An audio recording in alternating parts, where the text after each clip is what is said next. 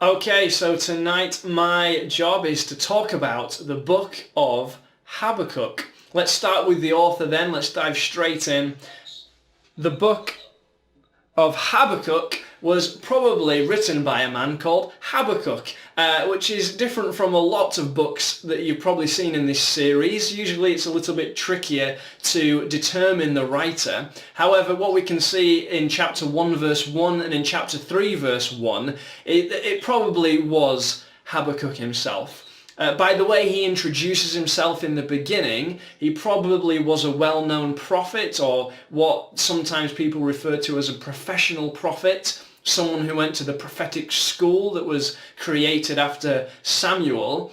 The time when the book was written and set is just before the Babylonian invasion, something I'm sure you have heard a lot about if you've been following this series especially. The date of writing is argued to be sometime around 609 BC. We think is a safe suggestion. There's lots of arguments around that, but around there is probably a good idea. It was during the rule of one of the kings that led Jerusalem into its sinful ways. So what are the purposes of Habakkuk then?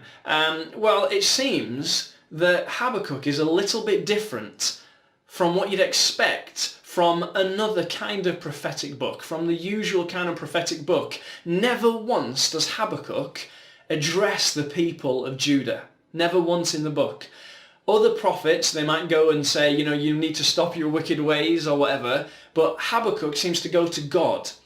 And there is one moment when God instructs him to write down a revelation on some tablets, but it's not the same as the other prophetic books. In a minute I'm going to give you a bit of an overview of what our chapters are made up of, because there's only 3 of them. But the overarching purpose and the theme during my study seems to be faith, and growing faith in times of difficulty. We see a prophet who at the beginning is perplexed by God and he doesn't really understand what's going on, but then eventually he comes to the place where he says, I will rejoice in the Lord, as we see in chapter 3 verse 18. Well, like I say, my book tonight is a short one. It's only 3 chapters, so our overview is really easy. It's nice and easy. And I think what makes up these chapters helps us understand the book better. So chapter 1 starts with Habakkuk and he's pleading to God. He says, how long, O Lord, must I call for help? And he does this little speech about how people are sinning all around him. They're doing wrong. Why does God let this happen? Why is he not judging them? And then still, while we're in chapter 1, God replies to him. And he says this as an answer. It's an answer that Habakkuk doesn't like and he doesn't expect and he doesn't understand, because God says that he's bringing the Babylonians to cause destruction. And of course we know what happens with the exile and everything in that time. He's bringing them as a punishment for the sin of Judah. And Habakkuk replies to God out of perplexity and confusion, and he says, he does another little speech that just finishes just at the beginning of chapter 2, and he's confused because how can God use somebody so sinful? God is pure, God is holy. How can he use a sinful nation in his plan as an instrument? Because Babylon was even worse than Judah, Israel and Jerusalem. Well, continuing on then in chapter 2, God replies to him for the second and for the last time in this book. God promises that he will also bring Babylon down for their sin as well. He says that although it might take a long time, longer than what you would like, Habakkuk, he says that he will see Babylon fall as well and see them punished for their sins. Just because God uses corrupt kingdoms doesn't mean that he's happy about their actions. In fact, he promises that he will do the same for any corrupt nation. And although it feels like that might be a never-ending cycle of corrupt nations rising and falling, chapter 3, which is a prayer of Habakkuk and is a poem, shows us that there will be a future where he defeats evil and God will save his people and his anointed one, the king from the line of David.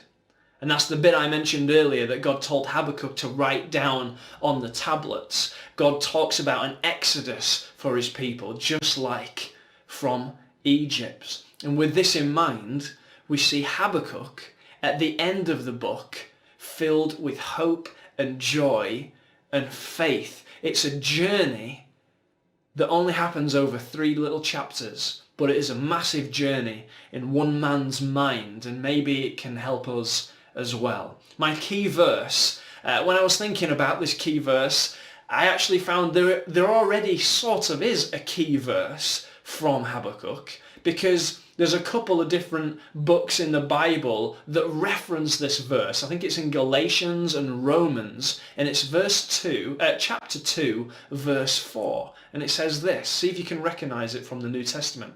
See, the enemy is puffed up. His desires are not upright, but the righteous person will live by his faith. Well, so what? Well, what does that mean for us? Well, as I have said, Habakkuk, like us, sometimes he finds things difficult, and we can often come to God, can't we? Maybe confused or perplexed, as this book says. It uses that word if you have a look, and we can come to him in anger. God, why aren't you doing something? Why aren't you doing something in this situation? Why aren't you changing this thing? I don't understand why this bad thing is still going on. And what we need to do is come to a place, just like Habakkuk, where we can find joy and faith in the fact that we often won't know the reasons God is doing something. His ways are higher than our ways. We need to live in the faith that God knows what he's doing, and that the end result will be a good one. This verse makes the distinction between a person who is puffed up and proud with their desires, and they're shouting about all they are, and they're having to tell people how great they are. They're puffed up and their desires are not right. But the righteous person, this verse says, they can live by faith and in humility. They don't have to showboat or show off, because they have faith that in the end, God always comes through. And that's the same for me, and that's the same for you in this bizarre situation, or if you're in a difficult situation tonight, remember that God always comes through, because that's the message of Habakkuk. Even though things might take longer than what we expect and what we think they should be, actually God has the end in mind already. He is the beginning and the end, isn't he? And that is the book of Habakkuk.